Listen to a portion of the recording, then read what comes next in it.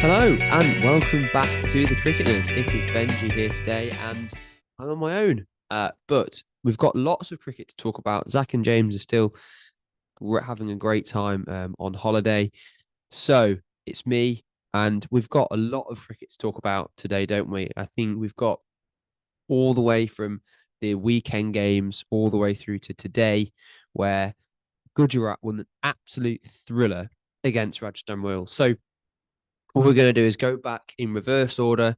We're just going to talk about some of the things that we've learned from each game and the exciting things that came out of it, and what was more exciting than today.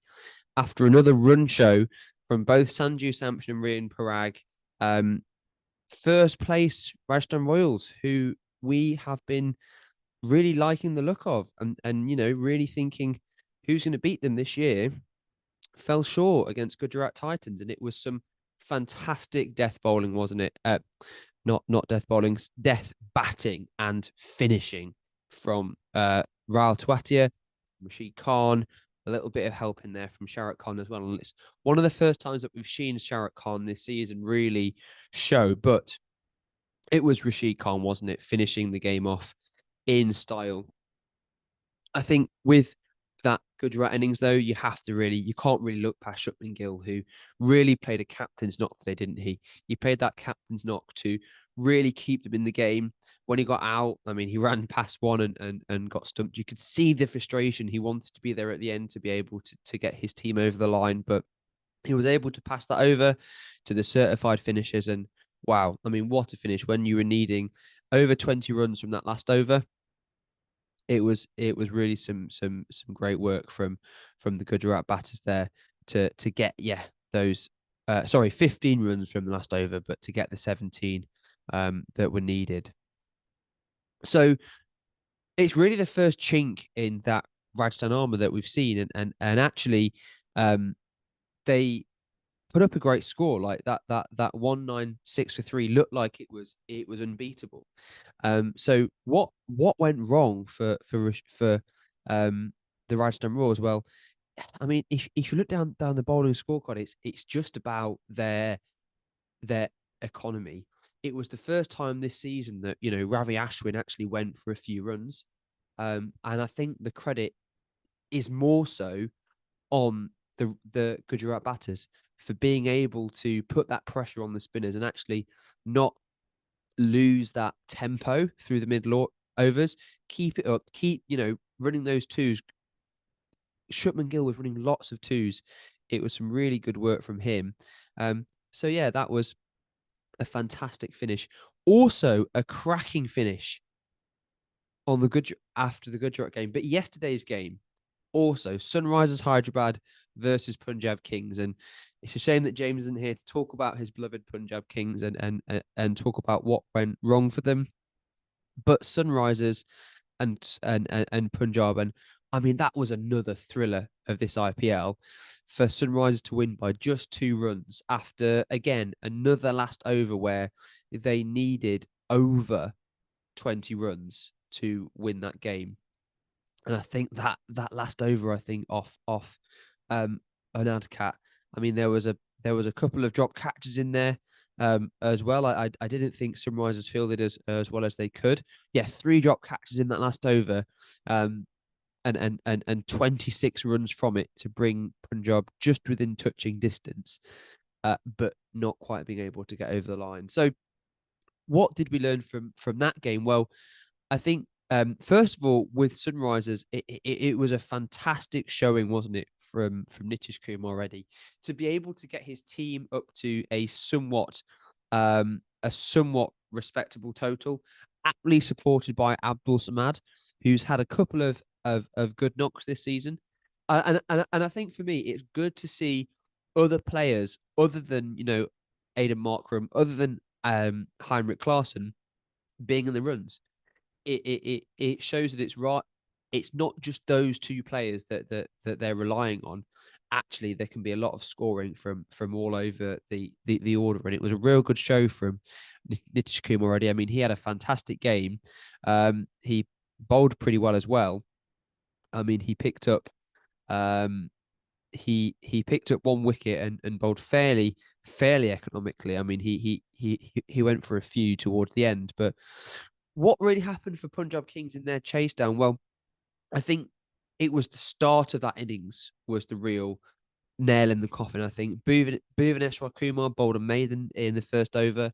I think he's now tied the record of either 13 or 14 maidens in the IPL. So Bhuvi just showing what skills he has at the top of the innings, and then Pat Cummins being able to also chip in with a very good first over. So I think Punjab were something like 2 for 1 after 2 overs. And when it's that type of stop, in a format like T20, when you only have 120 balls, actually losing 10% of your balls in those first 2 overs and only getting 2 runs off them, I mean, it was the difference in the end. When you look at the scoreline and them only losing by 2 runs, that was the difference. So Punjab Kings, yeah, there's a lot that's wrong. I think Jitesh Sharma needed to possibly be saved a little bit later. I think he came in one spot too early. Let Jitesh Sharma bat for a little bit longer. That would have been my preference. Johnny Bairstow is really struggling this season, isn't he? I think he's had about one good knock. So what could Punjab do? What could they swap around? So if you're James and you want a slightly different batting order, well, what should the team be? Well, I think potentially swapping out Bairstow for Riley Russo in the next game could potentially help the Punjab Kings. But let's and then yeah, Ayatash and Shashank to come in a bit earlier and finish that off. I mean, what do we need from a different order? Well, potentially Prab Simran to come and open instead of Bairstow, along with Shikhar Dhawan, or bringing in Riley Russo to swap over. Let's see what Punjab do. You know, a few of the teams seem to be listening to the IPL, to our podcast. I think we saw that from Mumbai after that health check, and we'll come on to that RUNFEST that Mumbai put on a few days ago as well. But some really close finishes in the last couple of days. One game that wasn't quite as close was Monday's game, and I was very pleased for CSK to come out on top against the Kolkata Knight Riders. I mean, CSK just looked on it from the very start of the game. Kolkata didn't really look like they were in the game much. I mean, bowling fantastically. Desh Pandey taking an over with a wicket with the first ball, and then some fantastic death bowling there from Mustafizur Rahman as well. I mean, it was really impressive stuff from CSK. Ravi Jadeja as well in the wickets. I mean, he bowled a phenomenal spell, 3 for 18. And that type of bowling is just absolutely it's so valuable to be able to have a player like that in the side. We were a bit worried at the start. Well, I was a bit worried when Sunil Narine was sort of teeing off a little bit. It seemed like he could have another day where he comes out and scores big, but he was able to be kept a bit quiet. And also Shreyas Iyer was kept quiet as well. He only managed to score 34 at just over 100 strike rate. So actually, the performance with the ball from CSK was the best that I've seen so far this IPL. And then for the reply, I mean, Ruturaj Gaikwad in there coming in with a real captain's innings, being there at the end with MS Dhoni, a bit of a passing of the torch moment at the end, where Dhoni takes a single to allow Ruturaj to finish the game off with a 4. That was quite impressive. And maybe it's a bit of a changing of the guard, but it was one of the more comprehensive wins that I've seen from CSK. I mean, they won with over 2 overs to spare. So it was just a really controlled chase. They went about it very sensibly, and yeah, it was nice to see CSK be able to capitalize from such a good bowling performance. And it's really just showing how much of a fortress they are when they're at home. I mean, when CSK at home, I think that's 3 wins from 3 in Chepauk for them so far this year. So Yeah, long may that continue in my view for CSK. And then Sunday's games. And again, we're looking at another Gujarat Titans game. They bounced back to today, didn't they, from that result on Sunday when they quite frankly were embarrassed by the Lucknow Super Giants. Lucknow, who looked a bit under par in my view, actually, where they could have gone on to score a few more.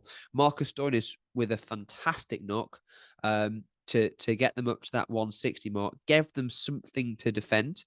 Um, all things considered, I thought Gujarat had bowled quite well to keep them down to sort of the 160 number, but it wasn't to be for Gujarat, and they were just out bowled, weren't they? I mean, being bowled all out for 130 in a shade of in the 19th over.